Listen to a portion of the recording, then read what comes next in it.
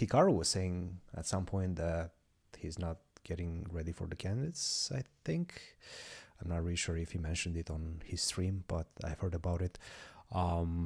What's your take on that? I mean, we because right now, we're saying something and then people are saying that they never said that particular thing.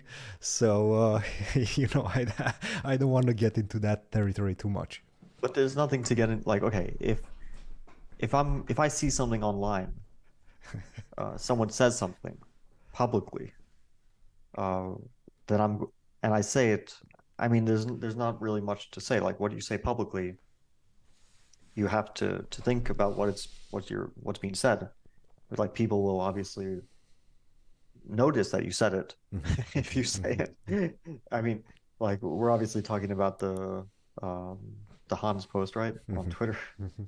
But it's like, no, I had this moment of like, did I really hear? I was sure I heard it. It was like very vivid memory, but it was like, okay, I don't know. I mean, I didn't save the video, but I was pretty sure I remembered it. Of course, it's not like he said something which is some No, like it's huge it's a minor controversy. thing. I mean, it can happen, a slip of the tongue. Yeah, it can always Yeah, happen. yeah, of course. It was like, to me, it was just funny. Like, okay. I mean, he said he's going to be the first American world champion. Obviously, it's funny because it can't be the case. And if it's meant as a joke, it's also funny. And I mean, if you say a joke and people repeat it, it's like, isn't that the whole point? Um, like, you can say we're laughing with him in that case. But I wasn't trying to be mean spirited and repeating that he said it. It's like, I don't I don't judge you based on some small thing that you said, which wasn't entirely true. Or, I mean, okay, in this case, obviously not at all true. Um, but it just seems sort of funny because it was like there was this obviously ongoing beef, you can call it, with Hans and with Hikaru because okay, there was a lawsuit and all that. So, uh, and then he made a comment basically saying that he's going to be the one who popularizes chess. So it sounded pretty funny, and I remember watching it because it was like one of Hans's coming back streams Comeback after streams, yeah.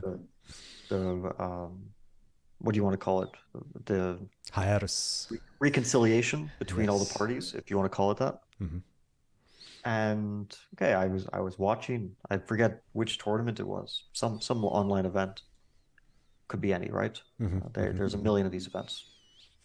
And yeah, it was just funny. But then to claim that you didn't say it, it's like, okay, if it's on video, probably it's someone's going to remember it, right? So anyway, No, it's funny that's because I mean he was giving me a hard time during Mexico as well when we were chatting in Mexico, and he was really telling me that I never said that, I never said that, and then the clip resurfaces, and maybe he just simply didn't remember saying it, and I'll give it to him. Maybe he just doesn't want people to have that impression of him. Different people have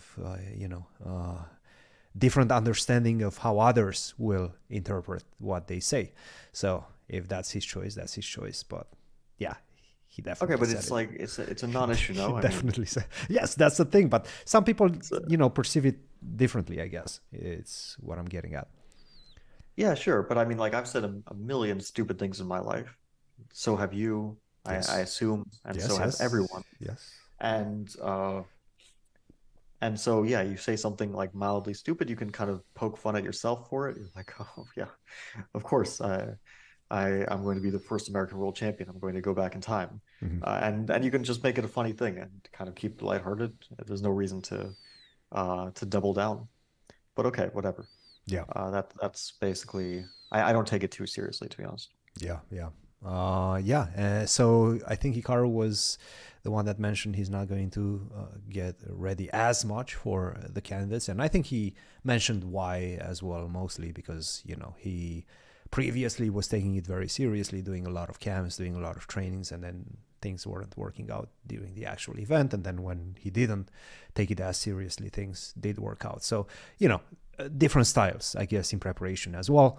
I think Vidit just recently had an interview, let's say, with Anish. They let Anish ask Vidit a couple of questions during Tata Steel, and he did say that he hasn't started his camp yet, and he doesn't know exactly who his trainers will be. But I guess that's normal. It's only January. He has a big event, obviously Tata Steel, and probably immediately after he's done with it, he's going to go get ready for the candidates.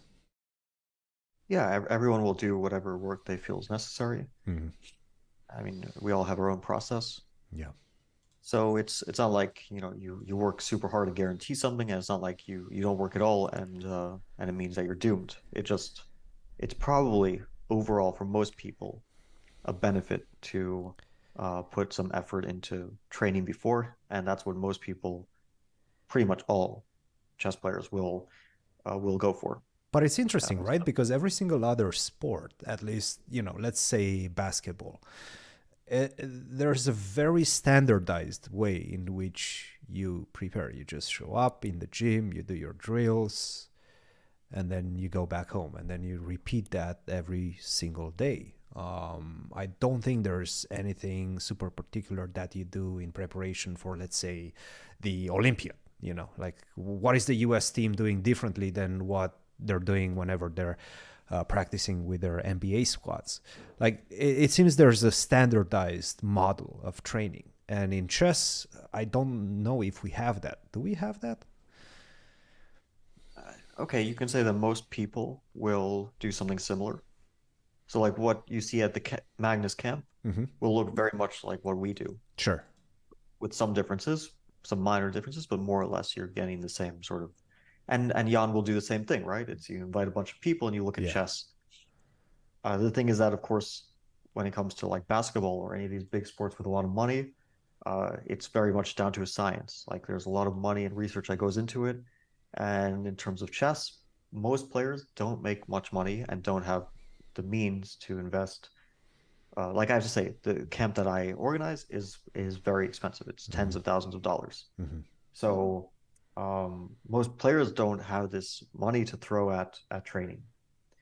And when it comes to, of course, other sports, we're not talking about tens of thousands. We're probably talking about, you have, you have a chef and you have a personal masseur, masseuse, and you have a nutritionist and you have a psychologist and Millions of dollars. you have a chiropractor, and then you go to sauna, and it's like every day, every part of the day is regimented, um, and every like they throw who knows how much money right at every single athlete.